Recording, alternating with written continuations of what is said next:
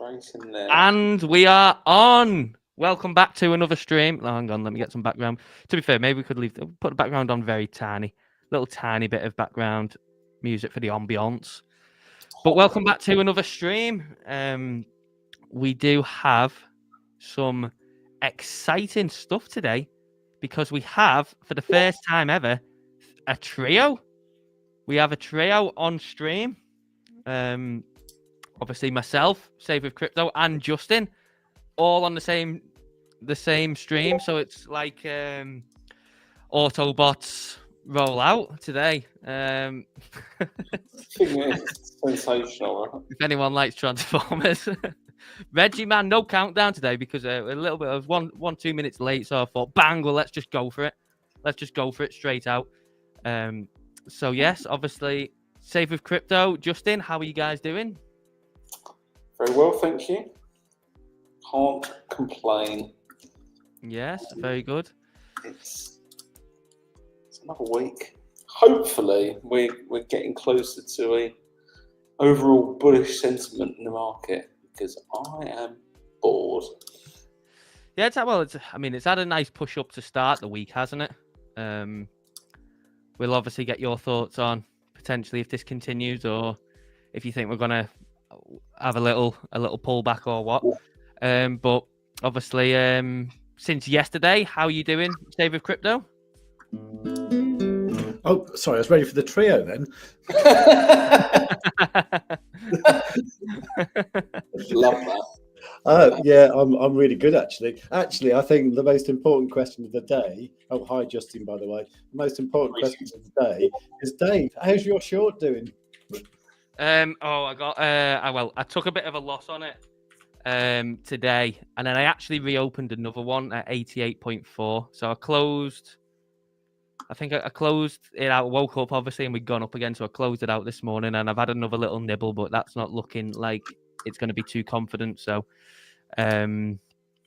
yeah, doesn't look like the short side maybe is going to pay off from this point on. Maybe we just blow higher. I don't know. I'm still potentially favouring that we pull back a bit because at some point we have to flush some longs, but I don't know.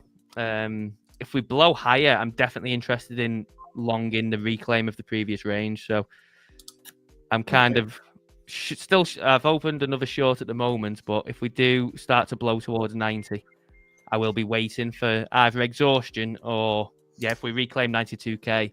Where are you looking for, Dave? What would your TP be? I'd be looking towards back down towards about 85.5, I think. Maybe back down towards 85 if we were going to swing it all the way down. Interesting. Very interesting. Yeah, I'm erring more on the side. I'm fairly bullish at the moment. Yeah. Well, that's it. That's why I closed my short this morning because I thought, it looks kind of like a steam train, doesn't it? And it might just continue going and going. All the steam train. Yeah, that's it. So I don't want to get caught. I don't want to get caught on the wrong side of it. So I am being cautious. But yeah, I think actually currently as it stands, being on the kind of not bearish side, but looking for a short is kind of contrarian, isn't it? I think everyone is looking at full excitement now on upwards. So I'm not bullish until we reclaim the annual open. Yeah, personally, it's about 93.5 or something, isn't it? Correct. Something like that. Yeah. See, I looked at it this morning because that's where I'd be if we are going to continue up for me. That's where I'd be looking to see a reaction from. So I'd want us to kind of remain strong, interacting with that, or that is potentially another short, an area to short. I don't know. We'll have to see when it comes. All if buts and maybes, isn't it?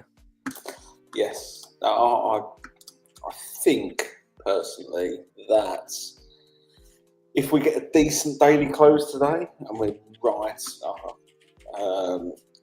right teased yesterday, but if we get a decent daily close today, Yeah. then I think we are more likely to see the upside than down. Yeah. Well, this is kind of my line in the sand, because obviously I think on that push up last night in Asia, we cleared the 2 weeks of interest, didn't we? From one was late March, and then obviously one was from Liberation Day. Have you got your chart up, Dave? So I can't see it. I'll put it up now. I was just tweeting out that we was live. Let me load it up. Hang on, because I think this one is the one with the lines on it. Let me whack it up now. There we go. Yeah. So this was kind of what I was looking for originally. Obviously got Liberation Day wick there, and then obviously the high of this move, which both have been now cleared out, obviously with that move yesterday. Yeah. But it's not looking like it wants to go down. It's looking like it wants to maybe potentially carry on. So I'm very cautious on trying to get in the way with the way of this. I am even contemplating closing the short I've got on at the moment in a small loss, just to get out of the way of it.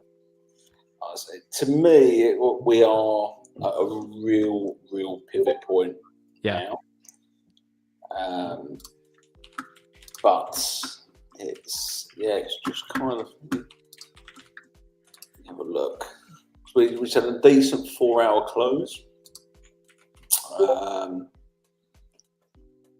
Above the 88.5, which was resistance, or is resistance, shall I say?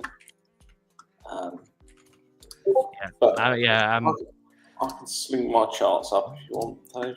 Yeah, if you want to get yours up, mate. Right, we're all. Would you like me to get mine up for you? While we're doing a 3-way on stream.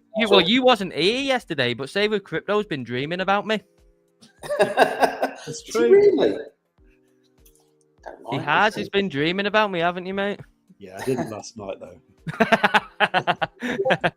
Sounds about it. It's all right. I forgive you.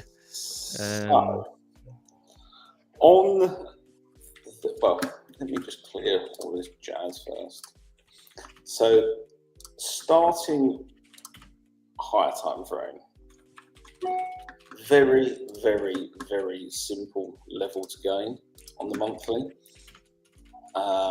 That is clear as day. We've got to get above that annual open, right? So we need to. Yeah. I expect we're going to get some resistance here. Personally, I can't see us blasting past that first time. Mm-hmm. So that's a pretty clear line in the sand. Also, pretty clear on the weekly. Again, where we've got to gain. Yeah. So many wicks in this area. So lots and lots of liquidity that's been left here. So again, that's why I'm personally favouring we don't break through straight first attempt. Yeah. But the weekly and monthly is clear as day, in my opinion. Yeah. Let's see if I can go back to the daily. Right, here we go.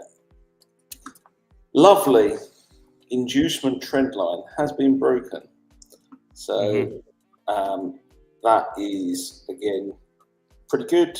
I still think we've got on the daily, there's another kind, anywhere from basically 91 upwards is probably where we're going to face some resistance.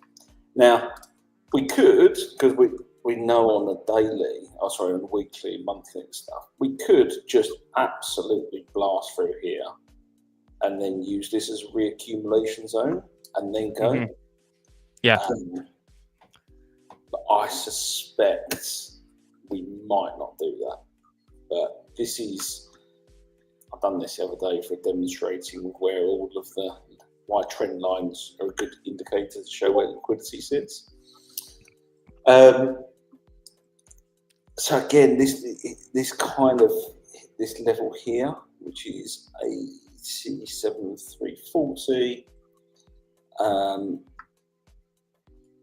kind of just sat on there yesterday on the close.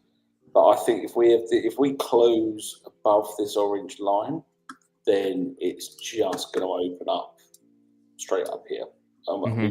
I think we get there this week.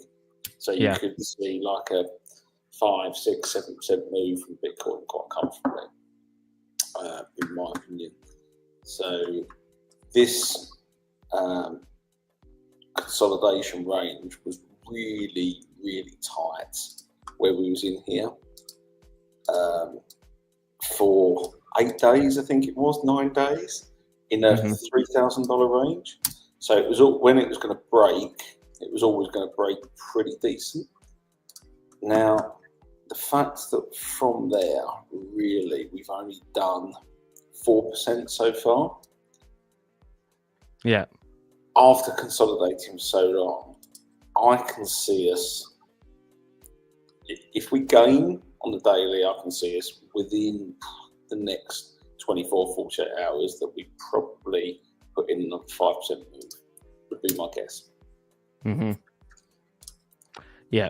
I mean, yeah, it's kind of lining up, innit? And I've actually just closed out my short. While you, I don't want to talk you out of your position. No, I was thinking about closing it anyway. But I think I would. You kind of at this position, I don't know. It kind of look, unless you are just shorting it with tight invalidation of maybe 89.5K, something like that from this region.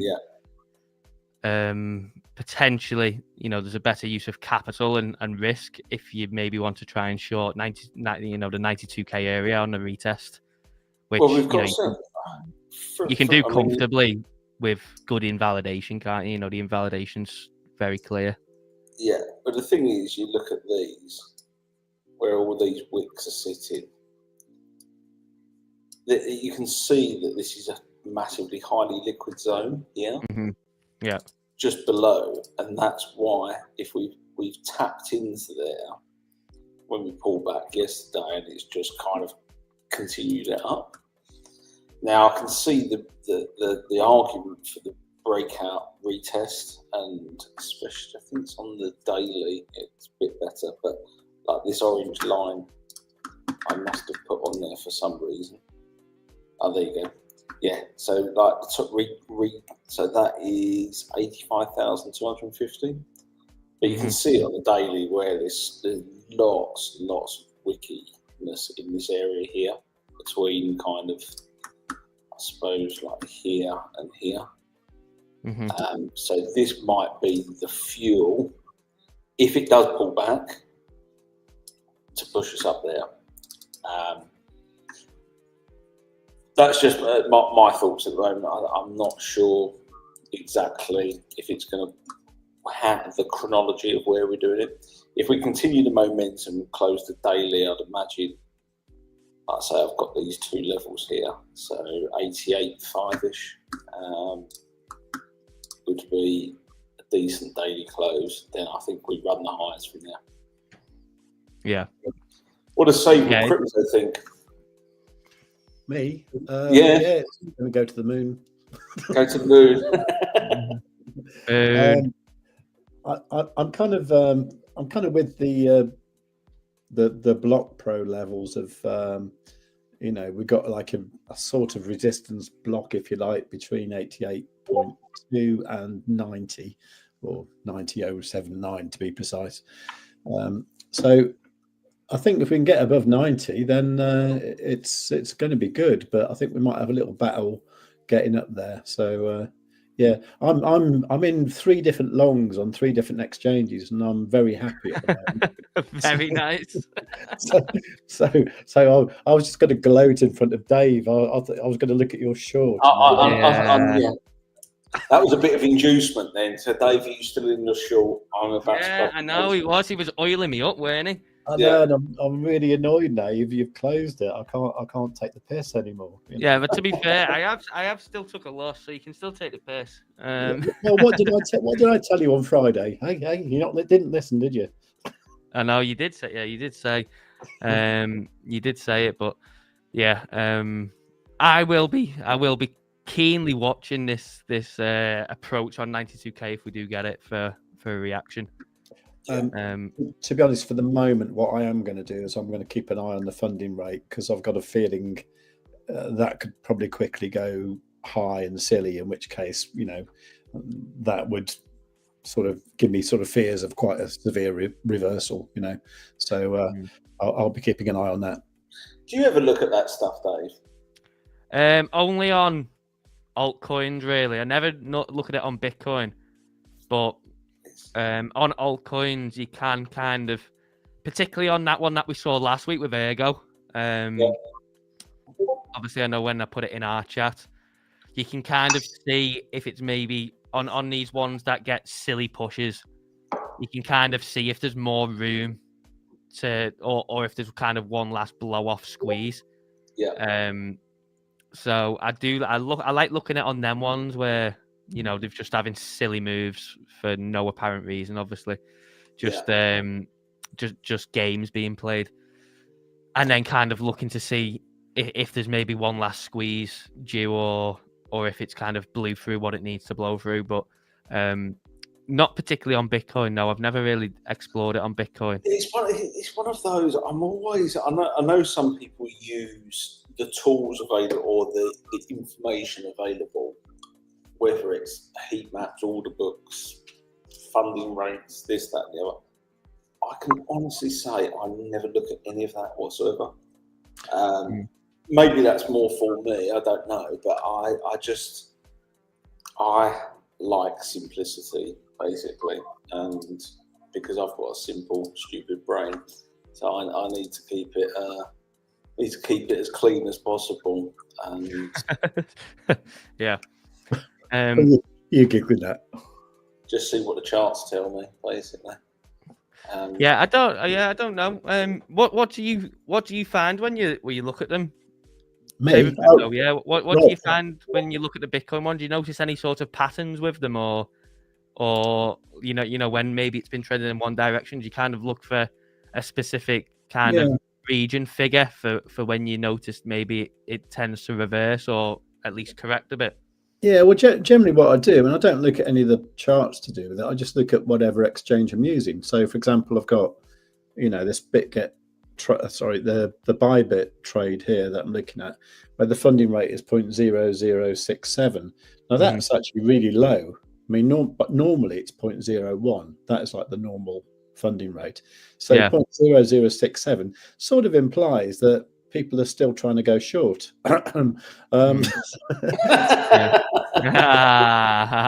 no need for that, was there, Dave? Yeah. You wait. I'm gonna come back to this because at the moment I'm like a lion waiting to pounce. Now I'm no longer in a position. I'm a lion waiting to pounce. Okay, fair enough. Dave's setting up a rug. Yeah. I've just been a dirty old slag and sort of taken every opportunity I can, really. Anyway,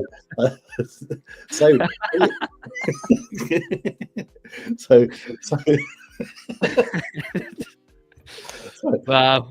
This is a professional show. Let's get on with it. All right. I was going to say, this is kind of going a bit sideways, isn't it? Yeah, it's entirely my fault. Anyway, so Bybit 0.0067. I mean, that's really low. That's like, okay, well, everyone's still going short. So, you know, I'm going to do the opposite. I'm going to go long. BitGet is 0.01. That's normal. Okay.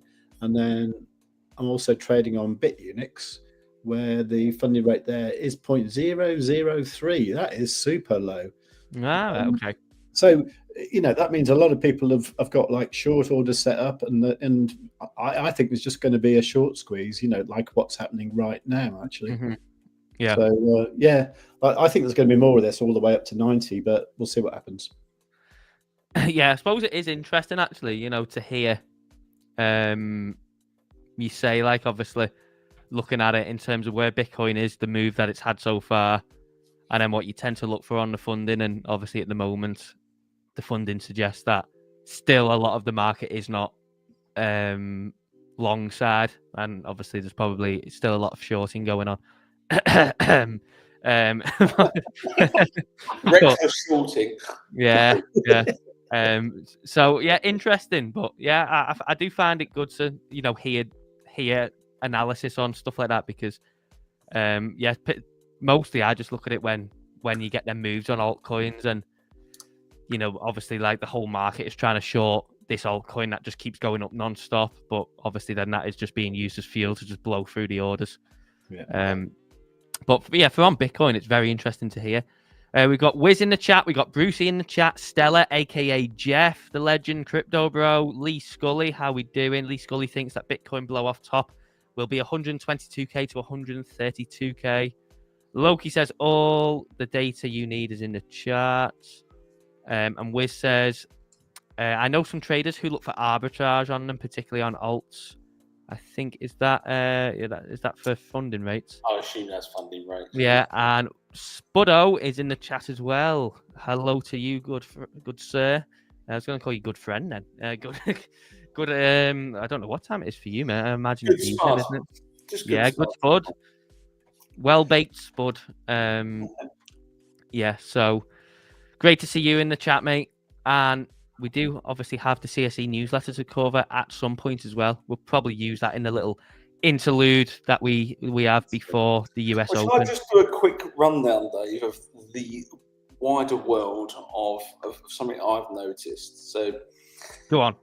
So if you're looking purely at the economic world, obviously everything's kind of hanging on tariffs and whatnot. So we have 8 days and counting down until 100 days in office for Mr. Trump.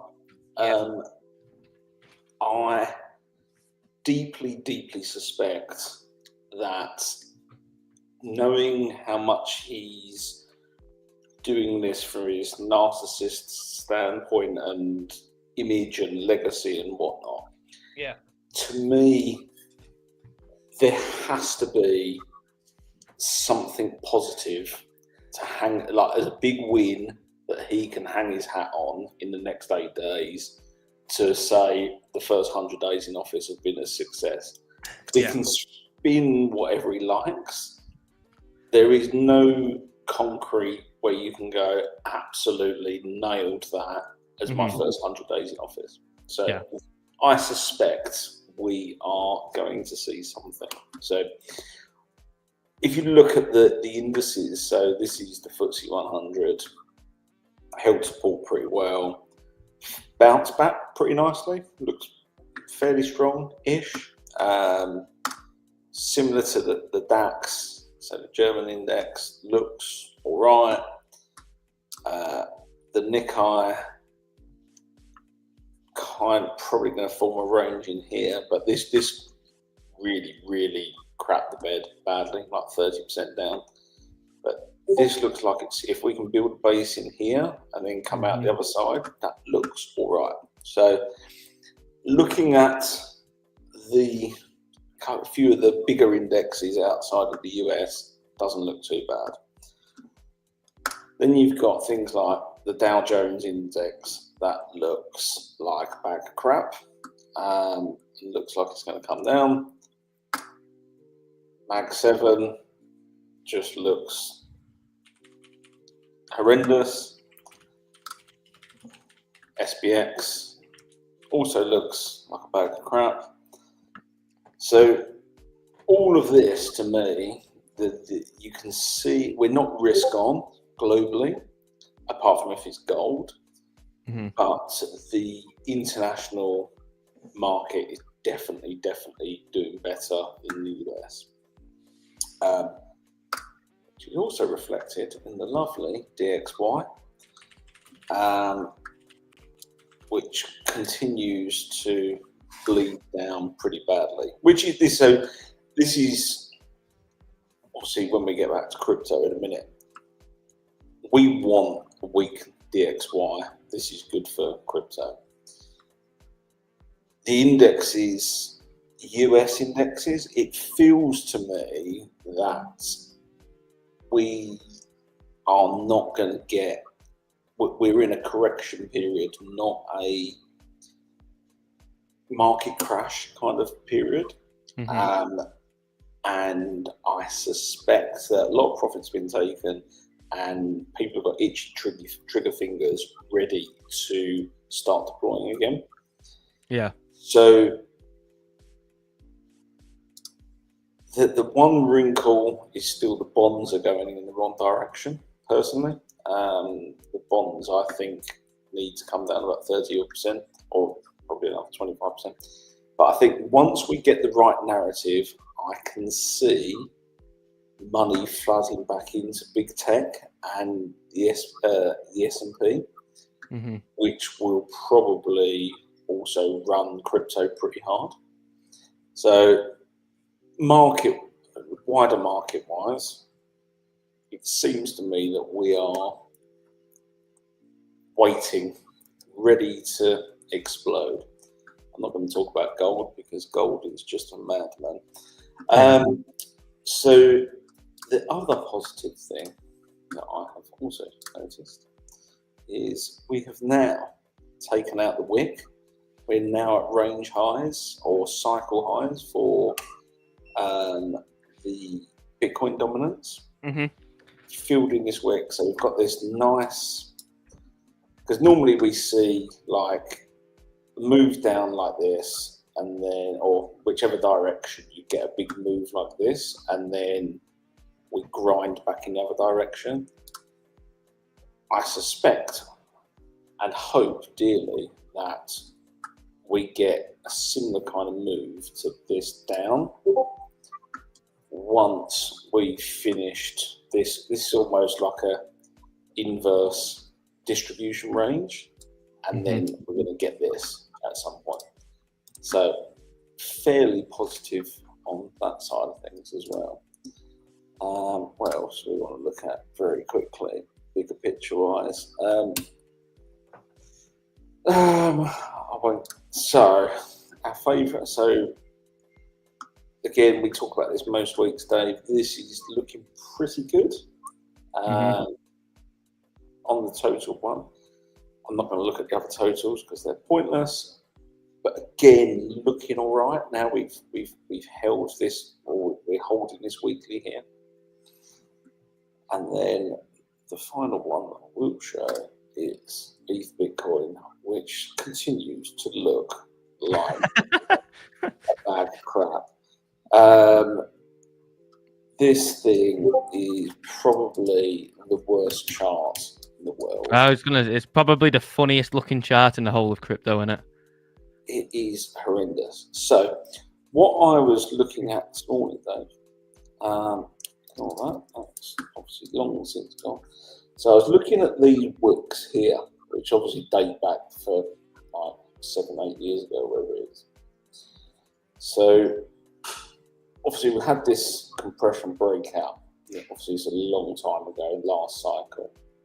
But if we're following the 2017 cycle, we're getting, the last time we approached these wicks, it had kind of a breakout, retest, and then it started running the next cycle.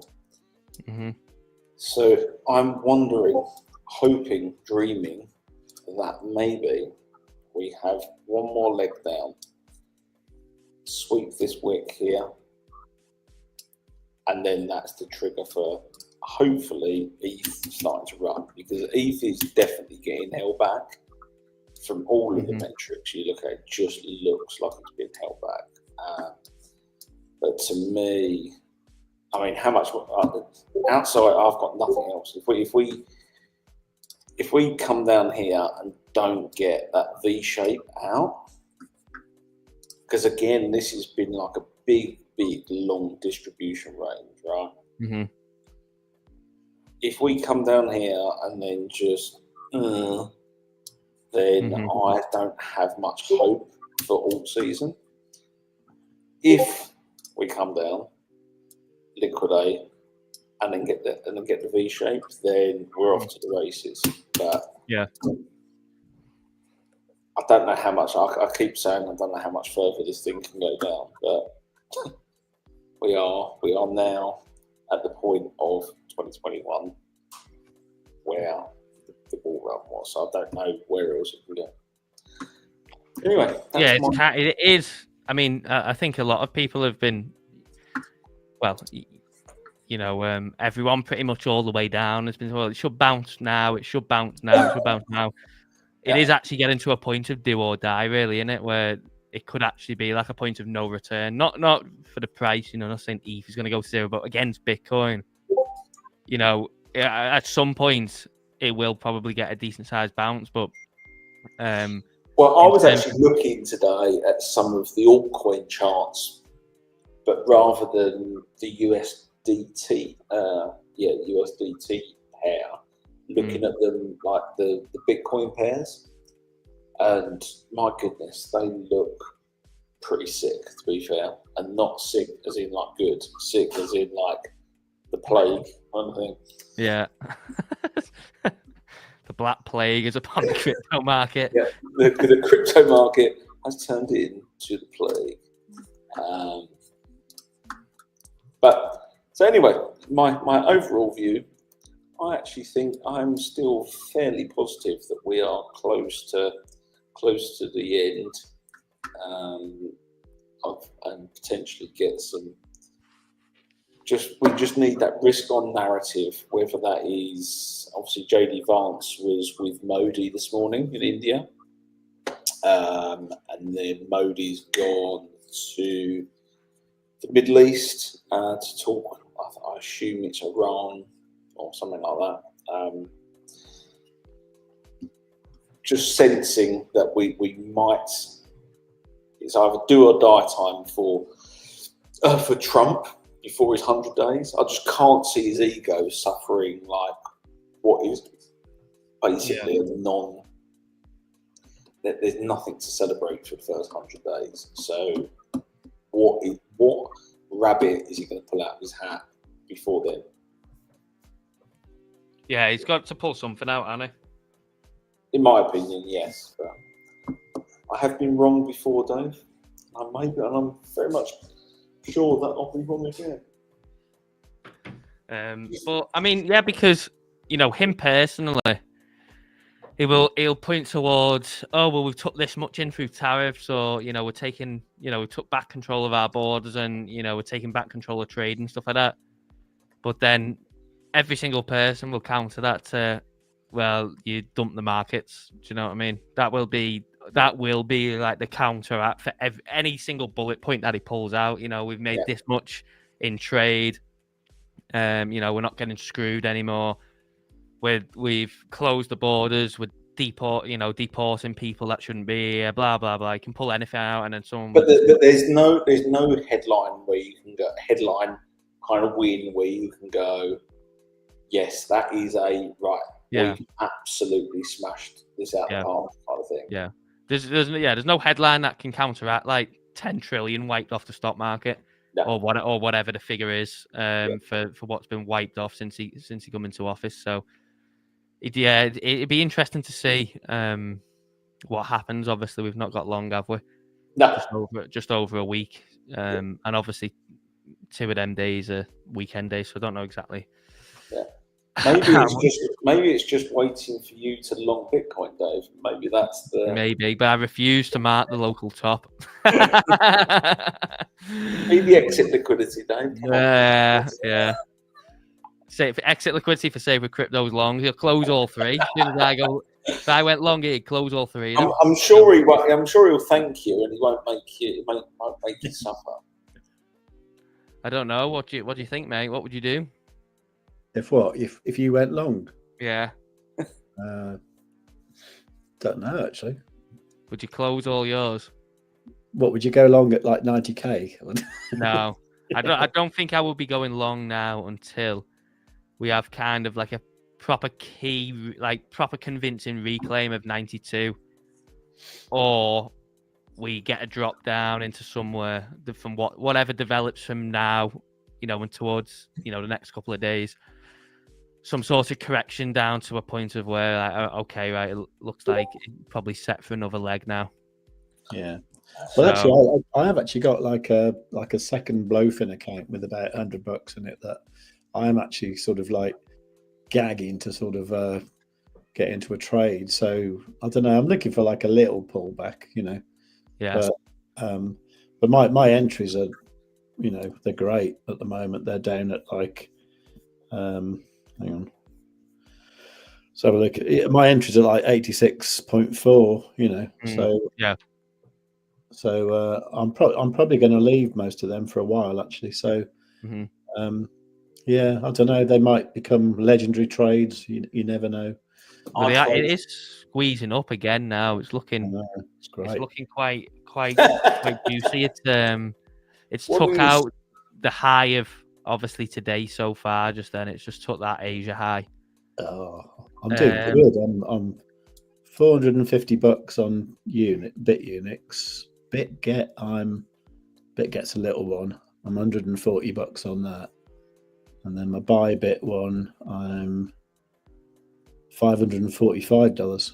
Not a bad day. It's coming down now. Yeah, I was going to say. Well, I noticed, Just as you start saying you're in profit, that's it. I know. Right. You started gloating on the sweep of the Asia high. Timing, Dave, is everything. Yeah. But no, yeah. So I am looking. I will probably hit the red button again at 92k if we get there. And then I think that may be, obviously depending on what happens the last time if it reclaims. For now, anyway. This is my next zone, 91 to 92, basically. Yeah. Anywhere in there, I'll be hitting the red button, and that'll be it then. If we get there, anyway. If that wasn't just the sweep of the Asia high, now we're going to correct. Who knows? Potentially. Well, the last couple of weeks, Dave, I think I mentioned it last time I was on, I've actually started trading crypto again. Just as a thing to talk about on here, and just for a bit of shits and giggles. And so I've managed, if I can find it, to started off with $200 in an account. I'm currently at 467.58 of all of these closed. So my aim is to turn a small amount to show on here on screen that you don't need large capital. And my first job is to 10x that, but my aim is to get to 20 grand, and then if I'm still remotely interested, then I'll do another challenge after that, like 20 grand to 200 or something. Yeah. All for the name of the stream. That is good. Well, thank you very much for starting that. And I'm logging it all on here. Bringing that to the stream. Yeah, that's nice. It's you and Saber Crypto have got it in common. Loving your spreadsheets. Well, I've got my spreadsheet. I've nicked this off of my man BlockPro. Yeah, the BlockPro branding there. Very nice. But I'm being quite punchy with my with the amount of risk that I'm using at present, because you have to, if you're doing a small account and then growing it, you have to be a bit aggressive to start with. Yeah. But I reckon I will be able to 10x it in about 4 to 6 weeks, I reckon. Yeah. And then we'll kind of see what we do from there, basically. Yeah, very nice. Well, that'll be good to follow on. Obviously, you can update us on that every week then. Yeah, well, I will post, if you want to, I will post the trading diary within the Stonksy. If there's an area you would suggest within the Stonksy Discord, or whether you want it posted on here. I am, I'm generally an indicator-free kind of guy, but I can just, hopefully, as long as I don't balls it up royally, I can show what is possible if you, even with using risk management and not going nuts, completely nuts anyway, that you can turn small pennies into lots of money. Yeah. With a plan, with a bit of discipline. I was just going to do it on Bitcoin, but then I was like, it's going to take too long. So I started looking at other tickers as well. Yeah, fantastic. Yeah, that'd be great to follow along. Definitely. Which is a wonderful segue into what altcoins are you looking at the moment? Me, I've not actually been looking at any, to be honest. You've not? No, not been looking at any. I've still just been focusing on Bitcoin. What about yourself? Well, I have on here, as you can see. So I've had a couple of three on. So I've had 8 trades so far. I've had Ondo a couple of times, Osmo, Render, and Not. It's a nice, easy one yesterday. So, but yeah, just keeping it. I'm looking at Ton at the moment. So obviously we've talked about Ton lots, Dave. Yeah. And so generally what I'm doing is looking at this the same as how I trade gold for the most part. So high time frame points of interest, easy invalidations, and then I'm only really looking for like 5. If it's Bitcoin, 2 or 3% moves. If it's altcoins, between 5 and 10% moves. So nothing nuts. Yeah. And obviously, if you hit into high time frame demand, because they've all been long so far, that you kind of go, well, you're going to get a 5% bounce. Yes, most of the time. So I am currently in Ton from 2.9. It's interesting looking at Ton. It's not really been following the rest of the market too closely, has it? No. It's kind of, obviously, it had a really delayed retrace of that news candle that it had, like really delayed after taking upside liquidity first. But then eventually it come back down, but it's not really like it's kind of settled. So, I mean, does it play catch up or? Well, it's an easy invalidation, yeah, first and foremost, and that's kind of what I'm after. My stop loss at break even, so on this, so it's either going to go to full profit or I'm not taking any partials on stuff. So it's either going to go full profit or it's going to be stopped out. So looking at that, what other ones have I been looking at? Have you been looking at any save with crypto? Have you been looking at any altcoins? A little bit with CRO, to be honest. That's because there seems to be a lot of people talking about it at the moment, and I've made some videos to do with CRO. But I'm not trading at CRO, so I will look at it now. Oh, wicked. Okay. Yeah. It's Thingo, innit?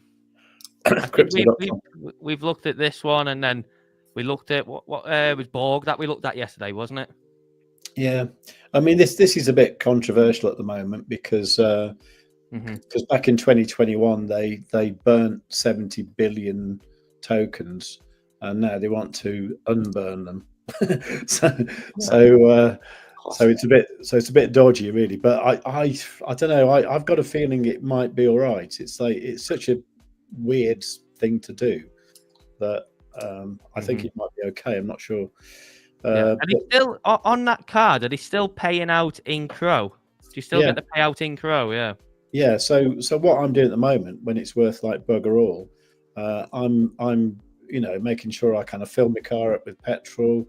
I'm paying bills in advance if I can, just to get all the 3% CRO back, and then just while it's cheap, really, because obviously if it goes up in price, it's going to be worth a lot more, isn't it? So I'm not really I'm not trading it. I'm not buying any, but I'm just getting it by using the card, really. But I'm interested because it's well, if I make a video about CRO, it normally gets some quite good viewers, quite a lot of views, and it's worth me doing for that reason. So CRO is quite interesting. What else? I mean, I do want to wait for EGLD, but it's like last Friday in a crypto. It's safe in the barrel. Oh, it's like just swimming through mud. It's just the most depressing coin in the world. So there's that. That's about all I'm looking at, really. I've kind of completely lost interest in all the SUI, say, and Link and all that sort of stuff. I just think at the moment, I don't know. I just can't see why anybody would be asked with all them. To be honest, I don't know. Everything's going to follow Bitcoin in my mind. So Either you're trading Bitcoin or you're waiting for Ethereum to wake up or die. Yeah. So not a lot really, just a few little things like CRO. Yeah. I mean, CRO from a technical standpoint on the weekly looks all right. Yeah. To be honest with you, doesn't look too bad. Yeah. And to be fair, considering they did have that, that news that they was going to re-inject a significant, because it wasn't a small portion. It was like 70% of the supply, weren't it? Yeah, that was burned. I mean, it's not. I imagine, like most exchanges, they've probably got a very tight control on how this moves and the actual supply control themselves. So I'm guessing that kind of it's pretty much just waiting on them to probably move it. I would imagine. So yeah, considering that it's held up pretty decently. For anyone that was outraged, I imagine they've already offloaded. So it might be setting up for nice. I mean, it moved obviously very quickly alongside the rest of the market in November. So we'll have to wait and see, but it's definitely a good one to keep an eye on. Yeah, I mean, I think if it goes, it will go. It'll. I mean, it got up to nearly $1 before, and I don't see why it can't do it again. To be honest, yeah. I see TMG's here with his doom sort of comments. Is he in the chat? Yeah. Yeah. What's come up in the chat? Oh, it's all over. He's going to be right one day, isn't he? The only thing make profit. Don't just shit the bed. Like this crow kind of thing is just it's an older coin. How much of this has been like how much profit? Where do they need to push it to for all the people that held it last cycle to get back out again? Mm-hmm. But you would think probably like up there, I'd imagine. So there's a good headroom for it. Sort of like 4x, 5x, something like that. And then, but I'm actually wondering if there's a lot of people like me, because what I did back in 20 when was it now? It was actually 2020. It was back in 2020. You could stake 100,000 CRO to get the Rose Gold card, which at the time was giving like 5% cash back, and that was like it was the penultimate card. There was only one more than that, and that one you had to stake an enormous amount. So that was 100,000 CRO, which then was worth about the same as what it's worth now. So I think I paid about 6,000 euros or something for that amount. And then what they did a few years later, they made it so now you have to stake in UK it's like £30,000 worth of CRO to get that level, which is actually a hell of a lot more CRO. So consequently, I've kept my 100,000 CRO stake to get them card benefits, because I get loads of other stuff as well. Like I get free Netflix, free airport lounges, free Amazon Prime, all this sort of stuff, and there's no way that I want to unstake the CRO, because if I want to restake it, I'd have to get 30 grand's worth, and at the moment, I don't want to do that. So I wonder if there's a load of people in my situation who are just like staking to keep their card benefits. I mean, that could be huge though, because they've got millions of users. Well, lots anyway. Not sure the exact figure, but it's a big company, and I mean the tokenomics are just going to be weird with that. But to be fair, it's the only. I think it's apart from TradingView, it's the only crypto-related business that I use and have used every day since 2020. So there's that, isn't there? Yeah, there probably is a lot of people like that, because like you say, they moved the parameters on the card, didn't they? So if you do like getting the the cash back on it, then you're kind of stuck keeping it staked in there, aren't you? Because if you unstake it, then you have to then use the new tier system. So yeah, potentially. I mean, there is probably a lot of the supply locked up with people that are using the card. But I imagine, yeah, it's pretty much probably the onus is on them. You know, where they're going to push it to. Because they did a huge amount of advertising last cycle, didn't they? But you don't really see that anymore from them. Yeah, true. But we don't in the UK. I mean, I don't know if you do in the States. I don't know. Yeah, they're quite big in the States as well, aren't they? They've got that stadium thing in yeah, LA and all that. You know. yeah. They put a huge amount of money behind marketing last cycle. Spud says only up, and then CD says it's a shame. CDC. Crypto.com. Oh, right, okay. Oh, right, yeah.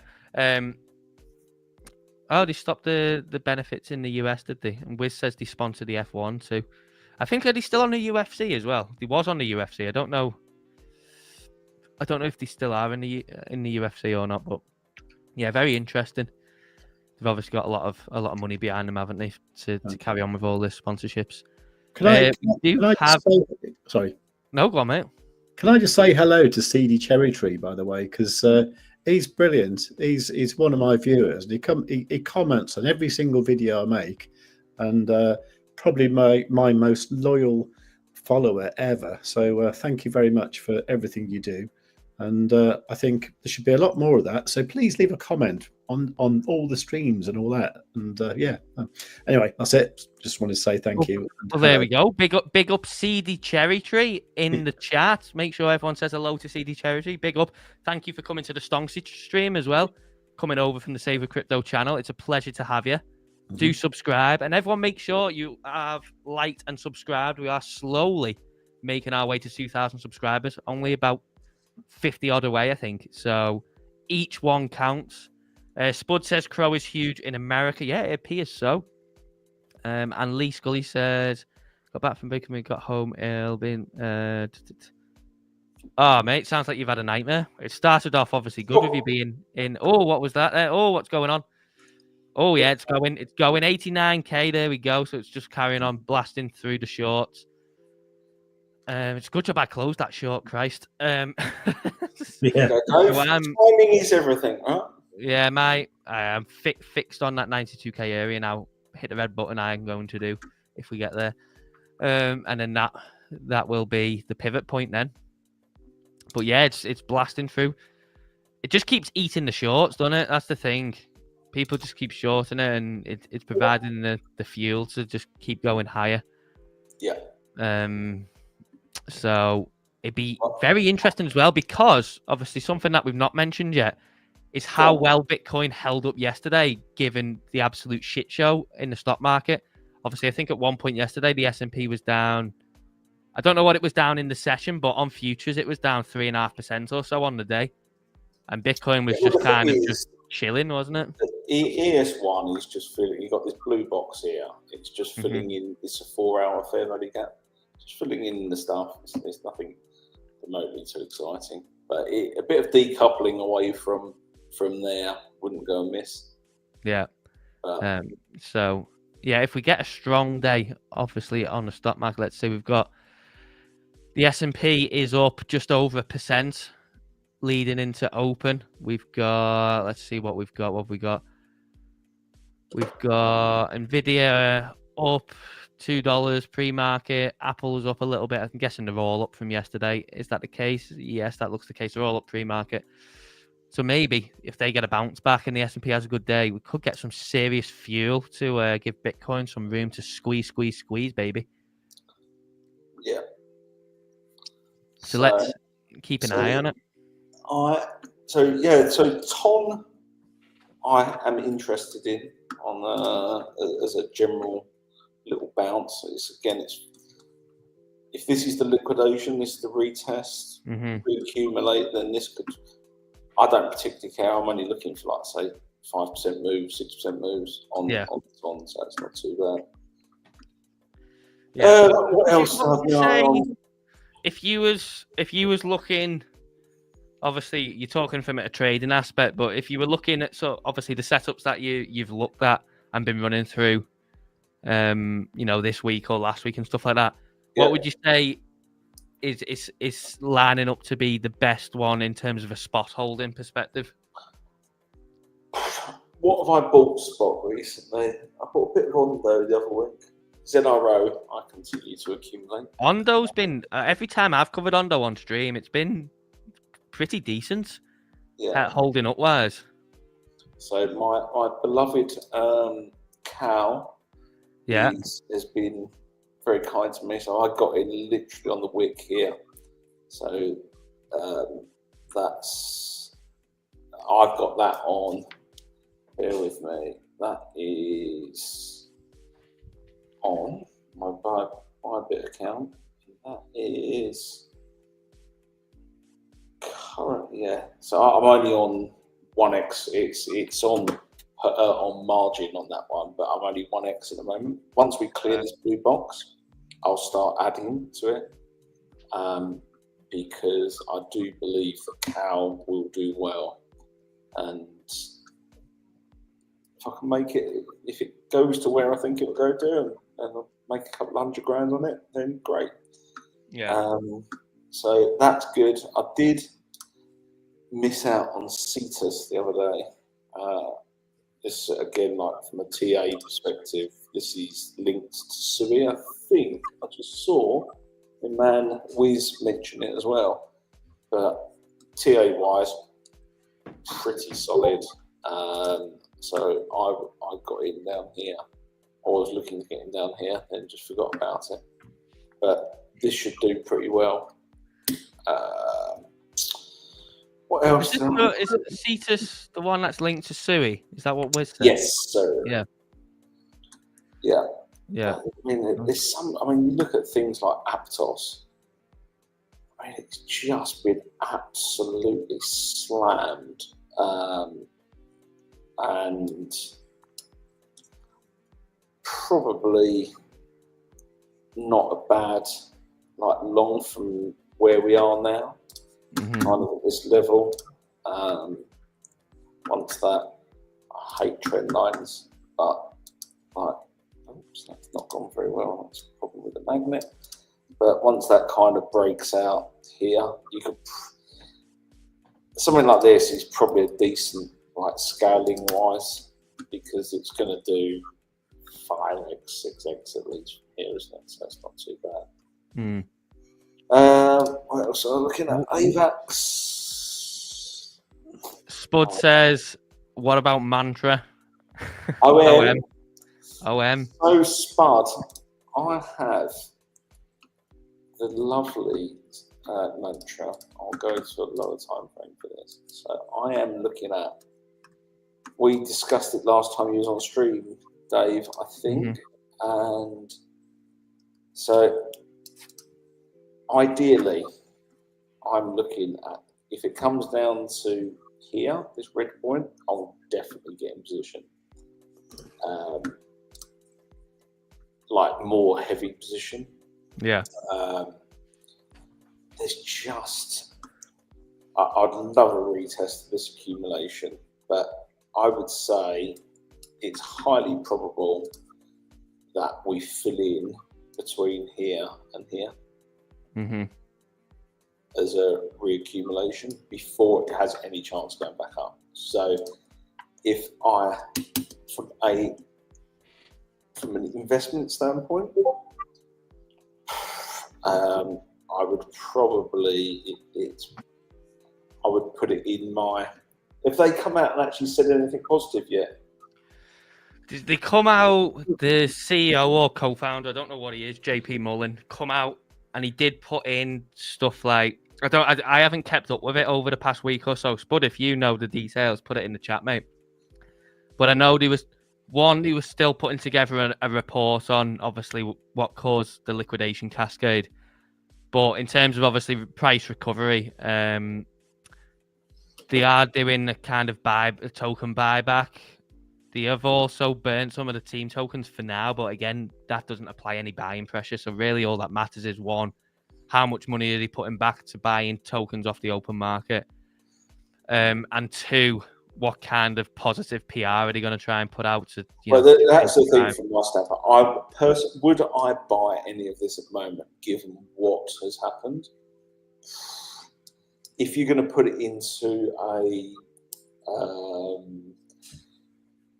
your gambling bag kind of thing of going, right, this is like meme coin money, so shit or bust, fine. But unless they come out with a severely good narrative to say we have remedied all of the issues and this is what happened and we're sorry, and stuff, I don't necessarily think it would be. I'd say it's a gamble or anything at the moment. But I think actually trading this range, if you're trading it, not a bad idea. I think I would definitely have another go at it. On what is that line? It's about 30 odd cents. 33 cents, yeah. Yeah. So I don't think I would personally buy spot, but I would definitely chuck some money at a 2x long. Yeah. And just kind of ride it out, because at that point the liquidation point would be 15, 16 cents. Yeah. Well, it's worth it. And then that is it. It's kind of like, if it goes back to $2 or whatever, then that is a significant return on even if you're using something low like a 2x long. But the thing is, the over and under, like the risk to reward is worth it, isn't it? So I think it's a anywhere kind of in this range. I think it's worth holding, and then just don't go nuts. And if it starts closing underneath this red line, then just cut it. Yeah. But yeah, it's interesting. I mean, you would imagine at some point. I do imagine at some point it will get a bounce. I mean, they've obviously got some sort of plan for it, I imagine. Yeah. And I think they have got good backers and stuff, haven't they? It's just a case of, I think one is kind of how much money they're going to put behind trying to drive the price back up, and two, how much of the supply has been sold off from people that don't want to hold it anymore. Because obviously with stuff like this, the problem you have, and we see it across altcoins where, that are a couple of years old and then get some sort of recovery, and then obviously it just completely gets retraced, is people looking for an out. So, if it does say get a bounce to $2, have most people already got out that want to get out, or is then it going to be a bounce to $2 and then that's the exit liquidity for people just to go, right, quick, I'm going to get out of this while I can? Yeah. It's kind of, like the longer term, because obviously we saw it go up 400x in just over a year. So it's kind of like, I heavily doubt they could, unless they've got some huge cash pile to just drive it up there again themselves. You would find it hard to kind of see, because things like that don't often recover, do they? No, not fully anyway. No, it's more a case of like PR standpoint. That's going to take a lot. Yeah. So this is another one I was looking at. It's an older coin. It's Bell. I've had a little punt on this one. I think Wiz has been buying this as well, hasn't he? Who's that? Wiz. I think Wiz has been buying this. Has he? I think so. It's at a decent point. It's pretty easy. Like this is on the. I'm not buying it. I'm just trading it. Mm-hmm. So if it closes and you lose the support, fine, whatever. Just cut it. Yeah. That's easy. I tell you what, meme coins are obviously taking advantage of this Bitcoin push up. I've not looked at memes. Well, Fartcoin is back above $1, up 17% on the day. Popcat is up 23.5% today. Yeah. Blimey. What else is up notable? Turbo, that's another Wiz favourite. What else have we got? I don't think there's much else. Turbo's up a lot. WIF is up, okay, that's 7%. SPX is up 10%. So, yeah. We are seeing meme coins take advantage of. Personally, Again, room. not financial advice, more spiritual Bitcoin guidance. is ripping. Oh, it's ripping. Oh, this thing is going to go pop today, isn't it? You can see it. Yeah, not financial advice, more spiritual guidance. Mm-hmm. If it was me, once we get to this kind of range, we may see rotation into altcoins. Mm-hmm. And I just let's have a look at Hopcat. I mean, Crypto Bro has said, can you have a look at Doge as well? After do whatever. Well, PopCat, yeah, we'll do PopCat first, then we'll look at Doge. Why would you long it there? Unless it's just, would you touch it? I wouldn't touch it there. There's nothing, unless you're going, I'm going to just punt on it, then great. Each their own in how they do stuff. But it's not a bad reaccumulation.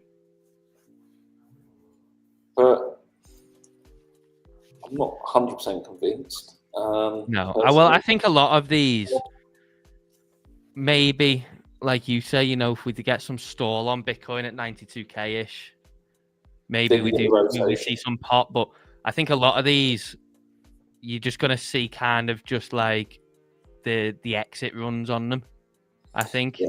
I would much rather something like this, which I remember when I'd done this chart many months ago, and people thought I was an absolute lunatic and was targeting down here. But something like WIF, reaccumulated here.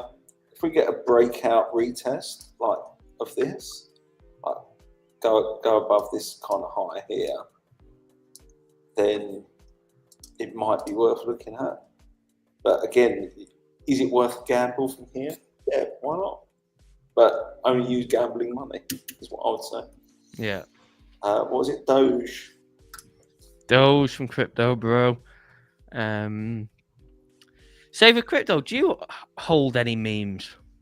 No, not at all. No. Yeah, I mean, I've got enough stuff that's supposed to do something that's done bugger all without actually holding something that's supposed to do nothing. Yeah. There was the other day, obviously with the Pope dying, there was a meme coin that was created a while ago. I think it was a few months ago, called Rip Pope, and I think that went absolutely bonkers, as you can imagine. It went from a couple of $10,000 market cap to like 5 mil, pretty much instantly. Insane. Why would people do that? It's like, well, you do because it's going up in value. That's the only reason. I don't know. The problem I have with it sort of, if anyone was ever going to criticize me for being in crypto, that is the perfect reason to criticize me for being in crypto. Investing in something that has absolutely no use, and you only buy it because it might go up in value. And all this bollocks about sort of, oh yeah, but the community is really strong. Is it? I mean, I don't know. Maybe I'm too old to get it. I don't know. Yeah. Yeah. No, I think I think everyone just wants to make money, don't they? That's the long and short of it. I think everyone just wants to make money, and whatever type of spin you can put on it, if you can make money, then that is the first and only objective really on people's minds. We got Kryptonite saying Justin is a legend. There you go, mate. Fan favorite. Kryptonite. So we've got CD. Oh, go on, mate. I was just going to say thank you very much. So very quickly, to go back to Crypto Bros. So Doge hit the level perfectly that I had marked out. Yeah. Again, it's just for people who use heat maps and stuff like that to see where liquidity is. If you look on the higher time frames, just look for areas of wicks. this is where liquidity sits on the chart, not where rubbish heat maps tell you that it is.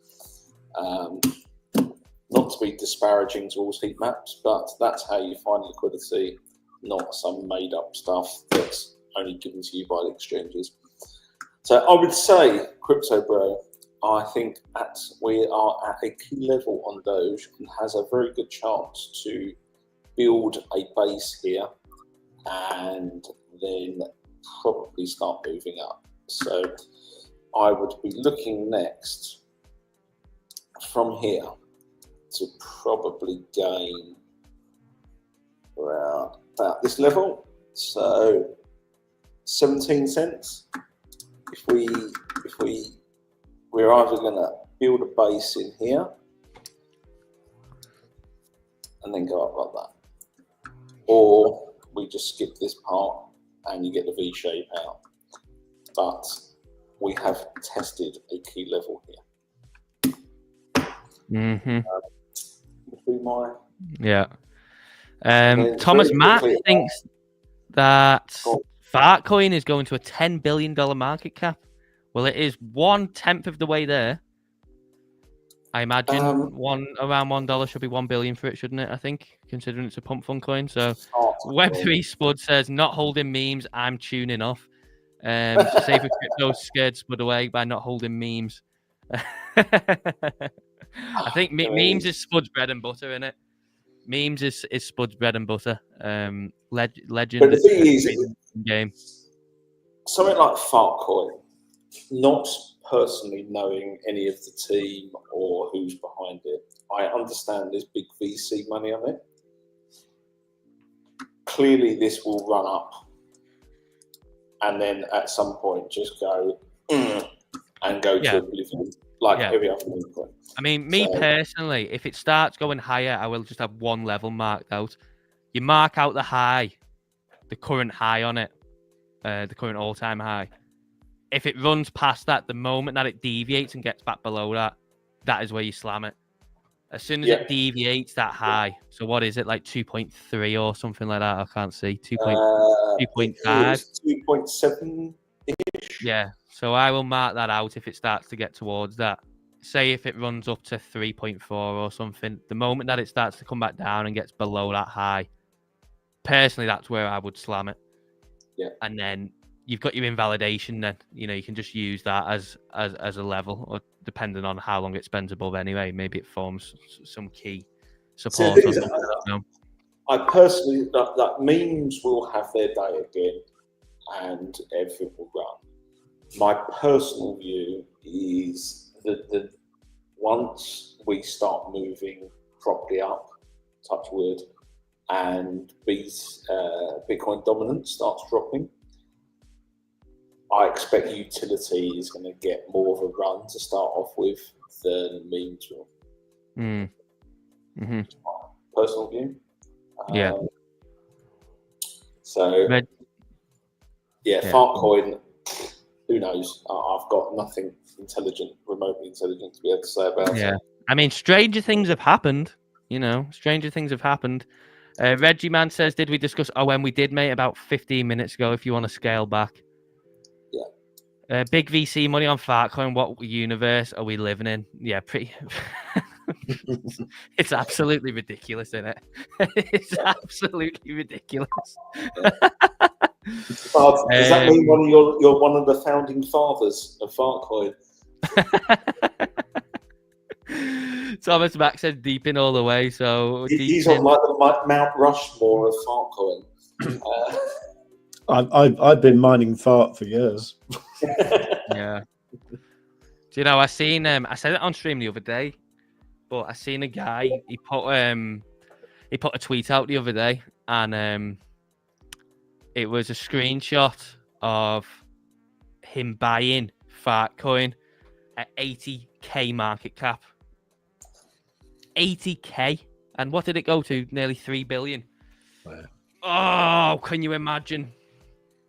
Can you imagine the game? But the thing is, you always get these kind of rags to riches stories, right? Yeah. I remember the same sort of thing on Sheep and stuff like that last cycle.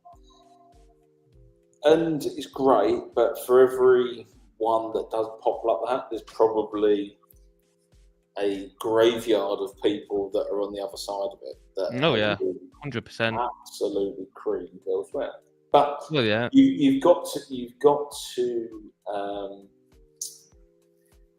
if you're not in it, you're never going to be, and you don't give it a chance, then you'll never potentially see the upsides, right?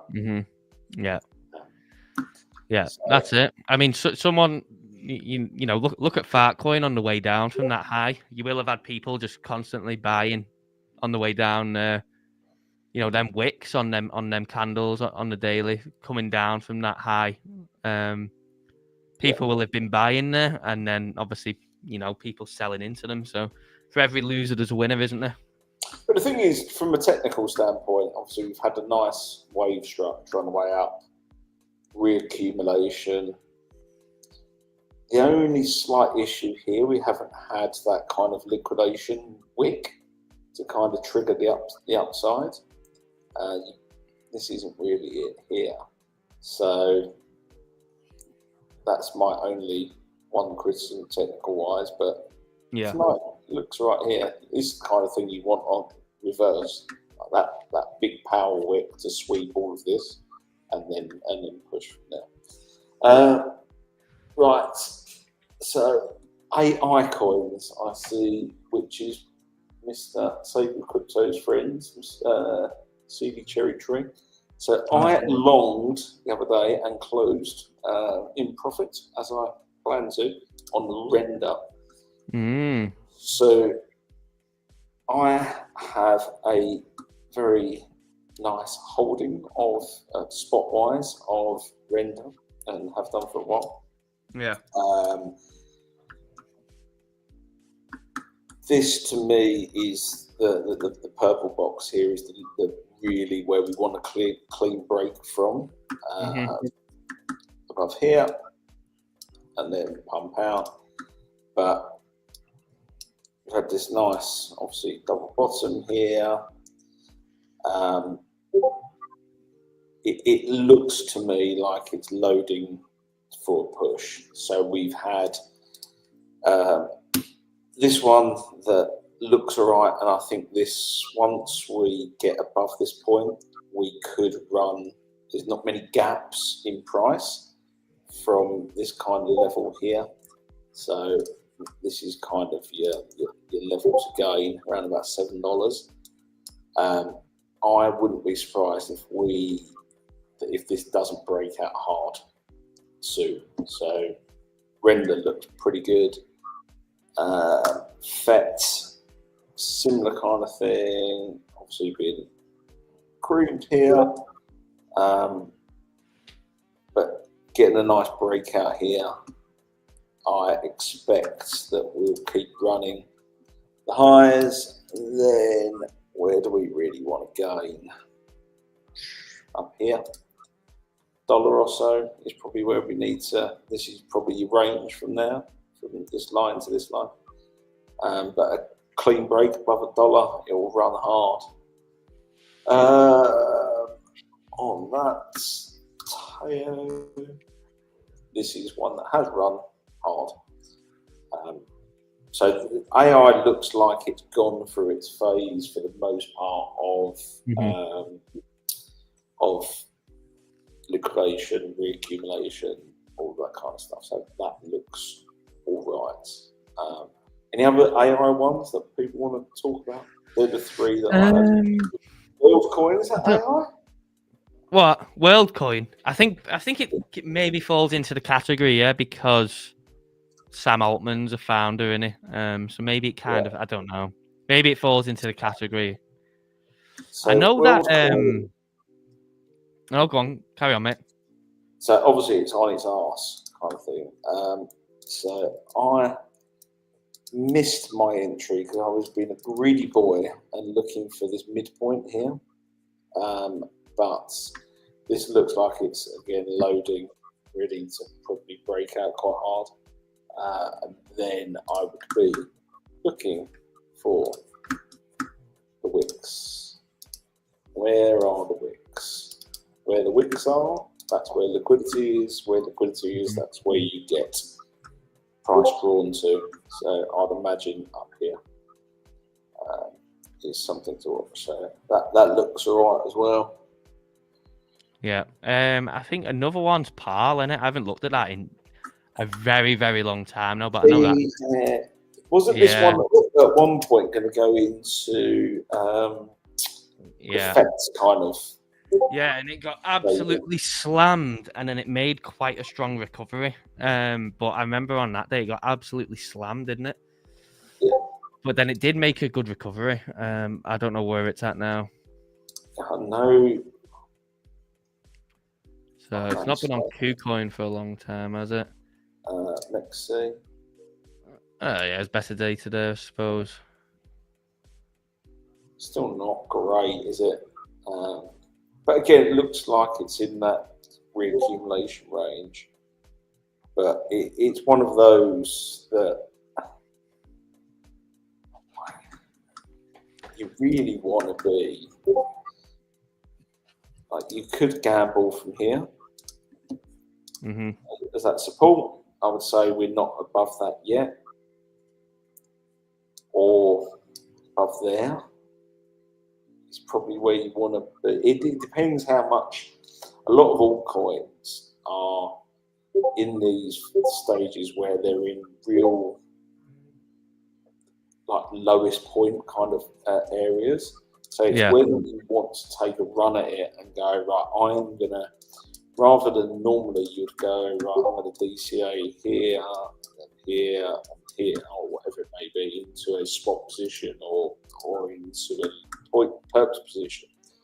You almost go, do you want to go, right, I'll start my position here and then add on the way up as levels go.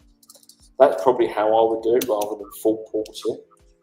Again, not financial advice, but is a way to potentially look at it. Yeah. Very good. I think if anyone's got any more recommendations, do put them into the chat. Otherwise, make sure you are liked on the stream. Do subscribe if you're new as well. Is Casper another one that's is this AI? I've no idea. I don't know. I've no idea. So some of the other ones that I'm looking at were, in general, Celestia continues to look like a bag of crap, so I would probably that one. Yes. Sui, personally, I would love it down here. We've talked about this many times, Dave. I actually missed my long here where it just tapped into this little box here. But, all right. Solana looking better, but still not that great. My other chart. I'm not got better chart. Okay, whatever. Render we've done. People was another one I was interested in. Real kind of sell-off, but we are. I mentioned this one to Rainier yesterday. Give me 2 seconds.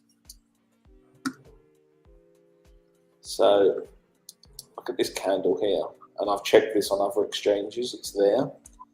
So I'd imagine this gets filled in at some point. So it's just whether we retest this kind of base here, or if we get a clean break above this box, then long from there. Yeah, that's a wild upper wick, that, isn't it? Yeah, well, I've done similar on Osmo was getting really wicky the other day as well.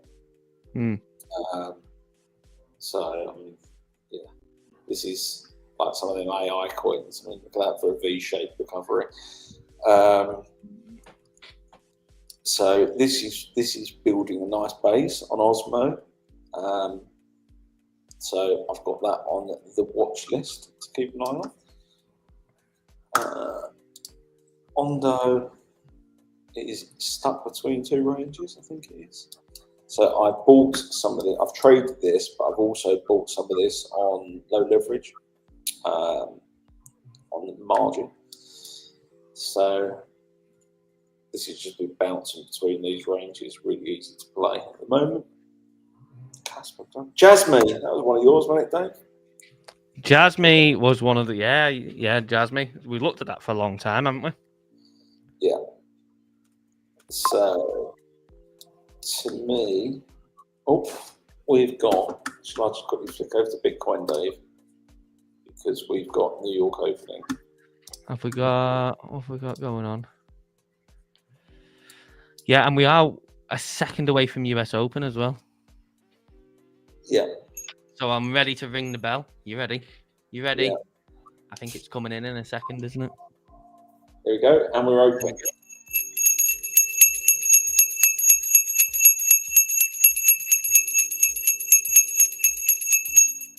I know that's your personal favourite, isn't it? Save the crypto when I ring the bell like that. Just going to quickly have a look at the SPX. So we have opened with a gap on the SPX. Gaps everywhere on this at the moment. It's so scatty. So that looks a bit. It'd be interesting to see where we get to today. I'm hoping that it keeps pushing up. But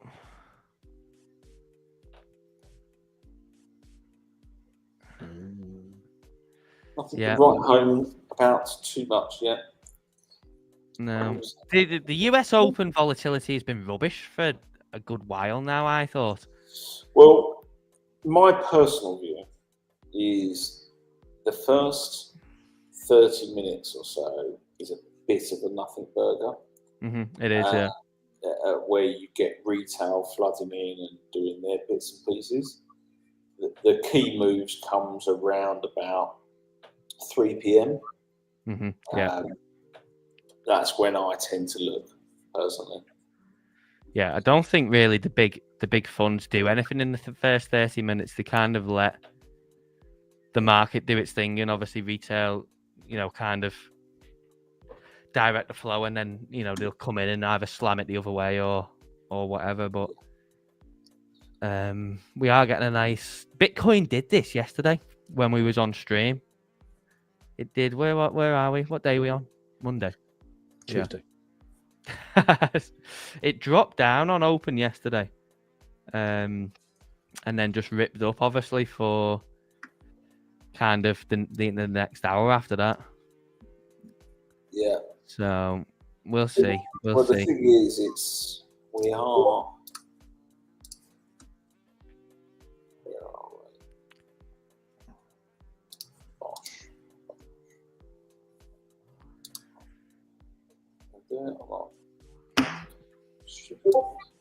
I mean, we're above the daily POC, so it's just whether I still fancy up personally.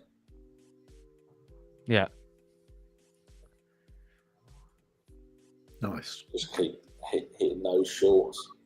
But yes, Jasmine, going back to that,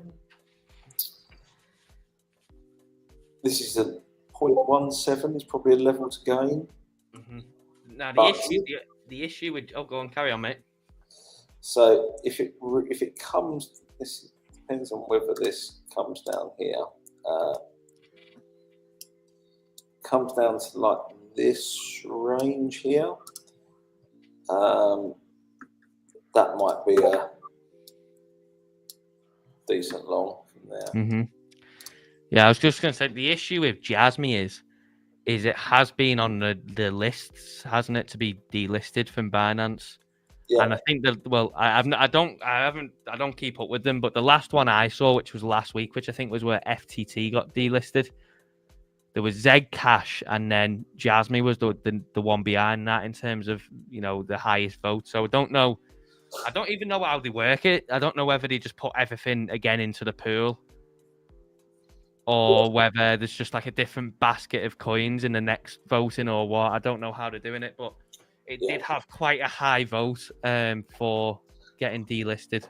Well, that one that you said about the other day, Dave, on our other little group thing, and it was obviously that was on Binance, got delisted in March, then went on to Dex's, done a 7x, and then got relisted. Yeah, there you go. Yeah. Literally got listed on Binance again.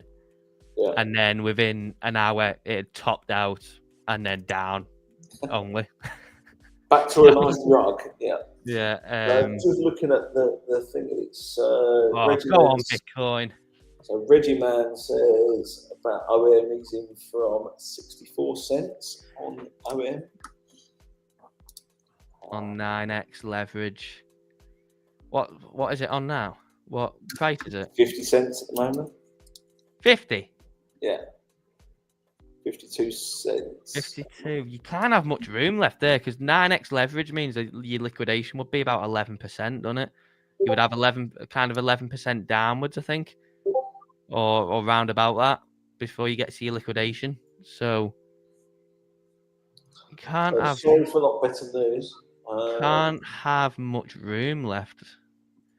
I don't think. Okay, Kaz said I missed your the Sui entry after adding my box to his chart. Well, at least it works. So that's all that I can hope to do is provide sound TA that makes sense. Another one I was looking at. So Injective was another one that I had a box ready for this, Dave, and look at that. Wow. See, this is one that has never really had any sort of decent recovery since it topped out, has it? No, but I don't know what I imagine probably because it had a huge run in 2023 going into 24. Yeah. I imagine probably this is probably a lot of, obviously it did have that bounce there where it went up a decent amount. But all we're doing is retesting the inflation breakout. Yeah. I also imagine probably there's been a lot of tokens released between kind of the time it was running up to now. Yeah. So I imagine probably there's been, a lot of distribution on that. I don't actually know the tokenomics on it, but as a guess, I would because I think it had some decent backing. If you're unsure of when to get in, then I would say weekly or daily close above this kind of level, so about $9, easy, and then this is the level to gain here at $16.26. Doesn't need to be any more complicated than that, TA-wise on the high time frame. Another one for you, Dave, that might be worth looking at, and anyone that's interested is IMX. Yeah, okay, mutable. Look at that's a nice level to gain here, 50 odd cents. Nice breakout now. So I would say breakout, overside retest, long that puppy. I can do a bit more exotic TA on it, but this looks like just a dilly candle. So, but this is nice. So really, from a technical standpoint, you probably want to retest this high here, and then get the overside retest from there. Yeah. Gala. Lots of signals today, Dave. Lots and lots of tickers. Lots and lots of tickers. Again, this is quite a nice one. Accumulate, blah, blah, blah. Dips down. And then we're into, if we break above here, which looks like we're doing, again, can long it here. Invalidation under here. Yeah. Really, really simple stuff. I think that's it. Yeah. That's all I've got to say that's intelligent. I will stop sharing my screen now. You have said a lot of intelligent stuff, mate. Thank you very much for that. Yeah. Big up Justin for taking his time to share all that. Appreciate it, mate. I'll whack mine back on. Chuck it and back have a on. look at this Bitcoin move. Hopefully it was intelligent anyway, Yeah. semi-intelligent. Oh, it's very intelligent, mate. It was extremely intelligent. Go and have a look at the daily. Yeah, I am very keen on to see what we do up here if we get up here today. But yeah, it's just squeezing in it. It's just squeezing all these shorts. The good news is my ton trade is doing all right. Very good. Let's see, where's Ton? Got it on here. Yeah, very nice. What's we've got Sui up 7%. What's the biggest gainers today? What have we got here? Tau's up another 7. Yeah, Casper, IMX. Oh yeah, that one that you just shown, and that's 27% today. Very, very nice. So yeah, all coins are kind of, they are liking it, aren't they? Got hype. Let's see what hype's doing actually. I've not looked at hype in a while. Yeah, there we go. I had this drawn out. I can't remember where I had this drawn out from. I think I posted it on the Stonksy Twitter. I think this will be a bit of a key battle for it coming into supply here. But I think, yeah, I mean, that is a very, very nice recovery, isn't it? Even from down, even if you got in from around, not even at the lows, anywhere between kind of $10 and $11, and you are getting towards 100% return now on your money. Well, it's a genuine. I haven't used it yet, but I know some people that are very, very close to the project, and yeah, nice move on Bitcoin, Dave. By the way. Oh, are we going back? Are we going? Yeah, let's see. Let's pull the 5 minute up. Yeah. Okay. Yeah. Very nice. Yeah. See, you just don't kind of, if you're looking, obviously, if you're long on this, brilliant. But if you are looking for a place to short on this, you don't want to. You need to be patient and kind of. Oh God, yeah, you don't want to. You don't want to step. You don't want to step in front of this train. It's literally like a bullet train, and it'll just keep eating the positions. But like I said earlier, Dave, we was in a compression phase or consolidation phase, really tight of like $2,000-$3,000 range, I think it was, for 9 days. That is going to rip when it gets going.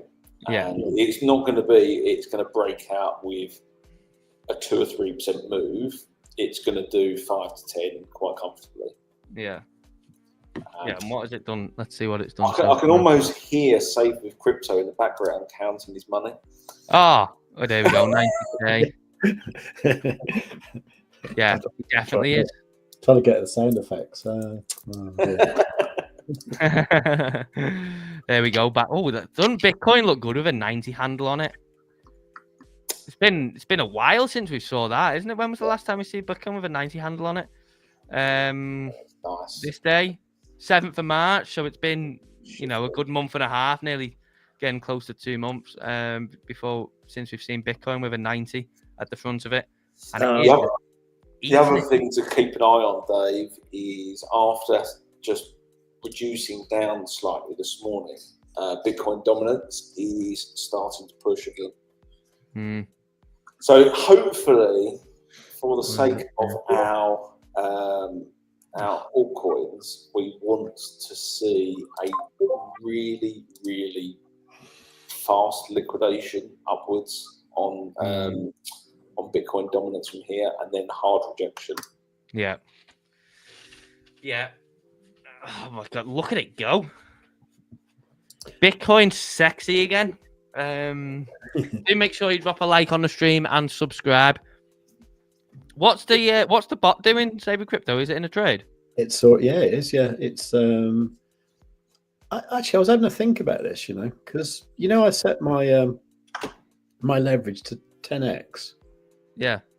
Well, if it loses about half the trades, then the actual leverage doesn't matter, does it? Because I was thinking I'm doing about an average 30% a month, which is what the actual figures on the Medium article say for the last month, which is on 3x. Mm-hmm. So does it make any difference? It probably doesn't, Wait, say that again. Well, let's assume that it loses about half the trades, right? So but it doesn't lose as much as it gains, right? So if I've set my leverage on 10x rather than 3x, that means when it loses, I'm losing, 10, well, more than I would do if it was on 3x. So the actual amount I'm actually making extra by being on 10x is absolutely minimal because of the way the bot works. Right. So Okay. I actually wonder if I'm, giving myself unnecessary risk by putting it on 10x. Well, Yeah. leverage is nonsense for the most part. So everyone gets like if you've calculated your contracts and everything that your exposure right, the actual amount of leverage you use, it just frees up margin and means you can get liquidated easier. It doesn't matter whether you're 100x or 1x. If you've got a stop loss and you've got a trade in place, as long as you haven't got 20 trades open at one time, it's really hard to pause it up. And all it does is just frees up margin. Yeah. So I think too much is made of leverage. Yeah. Are you familiar, Justin, with the way the bot's working at the moment at all? I am not. Okay. Because, I mean, what it's doing, if you leave it by default, what it's doing, it will use, I think it will use 10% of the available margin, and it will do all the trades on 3x. And it will go long or short, and left to its own devices, it will open and close, so you're not actually setting your own take profit and stop loss if you don't want to. Now that's what I'm sort of choosing to do, but I've been messing with the leverage, and I've also been messing with the amount of capital that it uses. So bear in mind, it's not human. So if you understand what I mean, that it does lose some trades. We all do. Well, yeah, I know. But the bot probably loses more trades than I do, but it loses them in less of a dramatic way. So it's spectacular. Yeah. So I'm actually thinking that the leverage doesn't really make any difference. That's what I'm thinking now. It should, as long as you're responsible. I think it's, if you keep an eye on it, if you just fully just go, right, I am leaving this to do its own devices, right, and you don't care, I think it's always a smart idea to keep an eye on every trade, whether it's manual, bots, or whatever, just to kind of go, right, what is my liquidation point? How much actual true capital have I got at risk here? Because the last thing, like you were saying the other week with your, like if you chuck it into an equity curve simulator or you put it into a compound calculator, yes, it can get nuts pretty quickly. Because it doesn't take much, and that's again why I want to do this trading challenge, to show that you don't need much capital to actually make some decent capital. Like I say, I'm risking more than probably I normally would, but I'm also pretty certain about the trades that I'm taking, and I'm trading. Not financial advice, please don't do this, anyone else, but I'm not trading with a stop loss. I'm manually kind of managing the positions. But I'm fully aware of the positions and at all time. But it's trading Bitcoin only, right? Yeah. At the moment? Yeah, trades Bitcoin only. So if it's Bitcoin only, what time frame? What time is it using? I don't actually know. Dean would be able to answer that question. I'm not exactly sure what time frame it trades on. Yeah, it's using it's got fairly complex now. It was just doing opening 1 hour, wasn't it? Yeah, it was but it's a bit more complex now. It's looking for different things. It's looking for a multiple of signals to open and close now. Yeah. So it's not as straightforward as that. But the thing is, if you've got one ticker and you've got semi-sensible leverage, or you can use more leverage but less risk, or you can use more risk and less leverage, really. But obviously, if it does go wrong and you use 25% of your account, you only have 4 trades and then you're done, kind of thing. I mean, I'm on my challenge account at the moment. I'm using margin-wise per trade. I will only have 2 trades open at any one time, and I'm using 10% margin on the trade. If it gets to a certain point loss-wise, I'll cut it. Thankfully, they've all been wins so far, so that's definitely helps. Right. So I just think it's as long as you understand liquidation point on you, and I assume with the bots, and you can see it on BLOFIN of what the liquidation point is. Not exactly. No. You can't actually see very much from. Right. But you can calculate, like, I mean, if you know your leverage and you know the margin that you're deploying, you know probably the percentage move that it would require overall to liquidate you. And the thing is, now we're okay, and it is Bitcoin, so you're not going to, obviously, I assume that this will be extrapolated out at some point to include all coins in there. And then if you've potentially got 2 or 3 positions open, that's where you need to be more aware of what the liquidation points are. And especially as we get more deeper into the hopefully the impending decent bull run, we will get fast out of nowhere liquidation wicks of like 20-30% potentially on some stuff. So that's where you just need to be super careful on it, I'd say. Okay. Okay. I don't know if that made any sense whatsoever, or if I'm talking absolutely nonsense, then please tell me. No, it's all good. I think it might be worth it one day. I need to have a little think about it, but maybe if one day, or maybe next Tuesday or something, like all 3 of us can get together and like look through the bot and look at options there are within it, because it might be interesting to have a third person to look at it, because it's interesting. I mean, it's quite hard to convince people that it's a good thing, because it does lose a few trades, and the thing is, even the best traders, even Dave loses trades. Look at me! I took a loss today. It's the thing is that the best traders I know, and I know some very good traders, no one's going to win 100% of the time, and as long as your wins are, your losses are within the scope of and you're not going to suddenly get a 25% drawdown, but you're only picking up 2% growth per trade, then you only need 1, and then you need another 12 trades just to get back to break even. So it's we can look at it and just see if we can formulate a business plan off the back of it, which I'm sure is probably already cooked in. But for sure.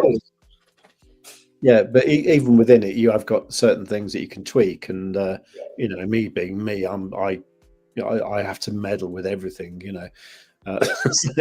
So but anyway, to answer your question, Dave, yes, it's in a trade. It's in a long from. Hang on, it's in a long from. Oops, so I lost it now. Hang on. Oh, what have I done? Hang on. Sorry about that. Hang on. All right, mate. Take your time. So I panicked. You scared? Yeah, I'm scared. Yeah. I could show you if you want. Do you want me to do that? Yeah, pull it up, mate. That would be unreal. Well, it wouldn't be unreal. I do it all the time, mate. It would. It would be unreal. Get it on. Chopsy says Stonksy bot cooking after loading up yesterday. Well, I must admit, I was so tempted to load it up a bit myself, The thing is, as well, like you say, when you've got a copy trade function, you can go, well, it's recommending this. Now, Dean and gang that have obviously set this up have set it up for a reason, the way it is, to stop people getting in their own way. Now, if you go against that, then you start going, well, I'm going to put 2x leverage on it, or double the leverage, or the amount at risk. Then it's fully on. It doesn't matter how good the bot's been correlated to performance, and then the risk management, all part of it. If you would go against that, then you could probably, with greed, which unfortunately not calling you greedy, but people in general will go, I want Lambo tomorrow. This is saying it's going to take 3 weeks and I want tomorrow. That's where people start going a bit too aggressive with it, and that's when you get liquidated. Yeah, for sure. Okay. I'm on if you want to flick me on, Dave. You're on? I'm on. You're on, mate, yeah. What am I looking at? There's a delay again. Sorry, I'm looking at the wrong thing. You're on, you're on. You should be on, Yeah, no, I think it is. Yeah, sorry. Okay, so just to show you this, Justin. So it basically works as a copy trade in BLOFIN. So when you set it up, you've got things you can play with. By default, it's on smart copy.